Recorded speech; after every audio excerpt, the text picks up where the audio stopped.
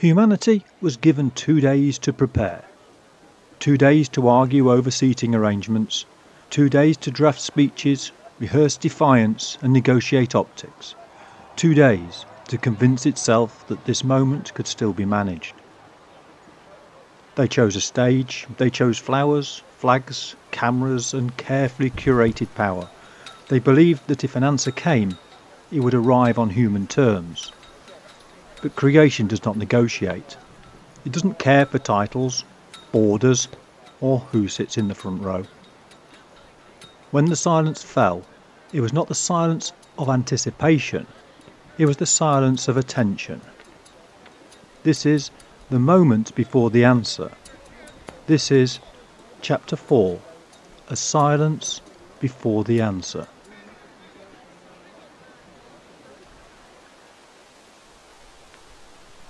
Colin Michaels was unhappy. Despite days of calculated political manoeuvring, he had been relegated to the second row of diplomats, far from the stage's focal point. From his vantage, he glowered at the premiers of Earth's most powerful nations, the United States, Russia, China and India, seated front and centre beneath the looming shadow of the Stars and Stripes. Every nation's flag stood at attention, but America's loomed largest, swallowing the rest in its shadow. Even the floral arrangements, carefully curated with lilies and roses, seemed chosen for their patriotism, the red, white and blue petals meticulously placed. Michaels clenched his fists. Securing this seat had been no small feat. He could already see tomorrow's headlines if France had been placed ahead of him. Michaels overshadowed by France. The image of his face buried under the French tricolour was almost enough to make him grind his teeth. But as the moment pressed in around him, his irritation began to wither. This was not just politics, this was something far greater. The air felt heavy, thick with anticipation that settled on the gathered officials like an unseen weight. Around them a stillness had taken hold. Not the quiet of an orderly gathering, but something deeper, something unnatural. Even the usual murmurs of aides and journalists seemed dampened, their whispers swallowed before they could fully form. Somewhere beyond the barricades, 1 million people stood shoulder to shoulder, their collective hum reduced to an uneasy hush. Police and National Guard units lined the perimeters, rigid as statues. Overhead, helicopters traced slow, methodical circuits in the humid sky, their rotor blades carving through the air. Then, even those sounds faded. The hum of whispered conversations died away, the wind fell still. The distant wails of sirens cut out mid-howl, no birds, no insects. The silence did not settle, it invaded. At first there was nothing but a faint shimmer in the air 20 metres ahead of the stage. Michaels leaned forward instinctively, as did the other leaders, as though proximity could grant them understanding. The shimmer grew, bending the light like heat rising from asphalt. The grass beneath rippled in response, as if swayed by an unseen current. A low hum resonated, not in the ears, but in the bones. Several of those on the stage shifted uneasily. The distortion pulsed once, twice, expanding and contracting in a way that defied logic. Colours beyond human comprehension flickered into existence, hues that seemed to burn at the edges of vision, painful to perceive, like glimpses of a spectrum not meant for human eyes. The shimmer trembled, shrinking in on itself. For an instant the air seemed on the verge of rupture. Then nothing. No explosion, no flash of light, only an absence. The air, charged with tension, stilled into something heavier than silence. And where the distortion had been, there was now a thorn bush. For a moment no one moved. The security teams scanned the scene with frantic precision, searching for threats as though they could make sense of this absurdity. Aides whispered into earpieces, some trying to interpret the meaning of the bush, others simply staring at it in dumbfounded silence. Michael squinted. The bush was small and unremarkable, its spindly branches thin and wiry. Sharp thorns jutted outwards, catching the sunlight. It stood utterly still, though the air around it felt charged, as if it did not truly belong. It was perhaps the quiet that unnerved him most.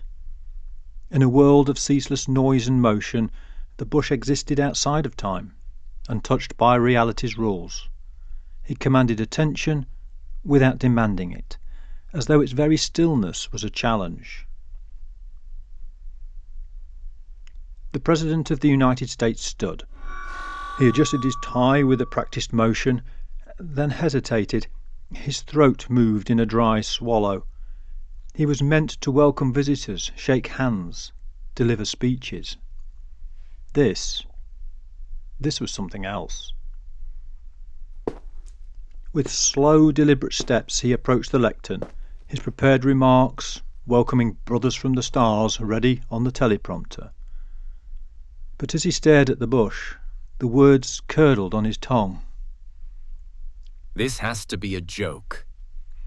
His hand hovered near the microphone, but he didn't stop forward. I'm not addressing a... His voice trailed off, unfinished. Behind him, whispers spread like wildfire. Advisors, journalists and dignitaries exchanged furtive glances. But beyond the barricades, the silence took on a different quality. The crowd, once restless, had shifted into something else entirely.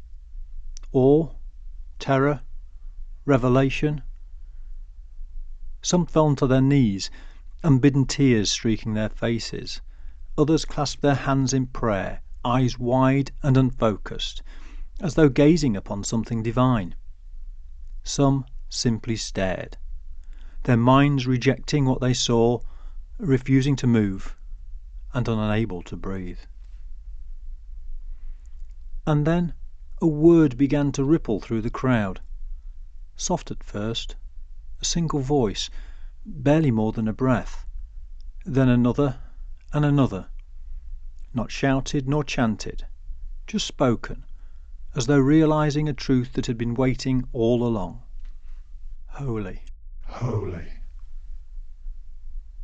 On the stage, no one spoke. The cameras rolled, the world held its breath, and still the bush remained, silent and watching. It did not speak, it did not move. The only answers lay in the eyes of those who beheld it.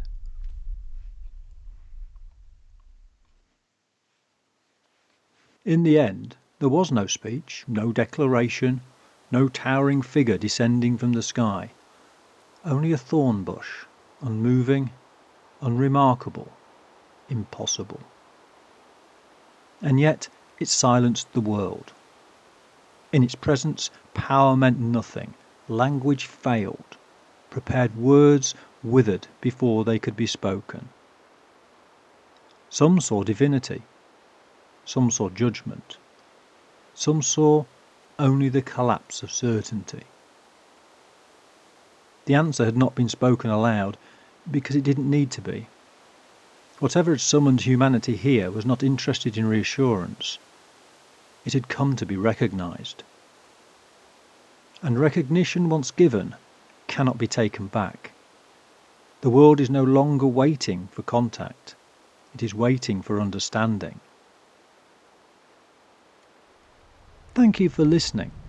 If you're enjoying And Man Was a Vengeful Creation, please consider liking the video, subscribing to the channel and sharing it with others who appreciate slow burn, cosmic horror and unsettling science fiction. The silence is not over. It's only gathering its voice.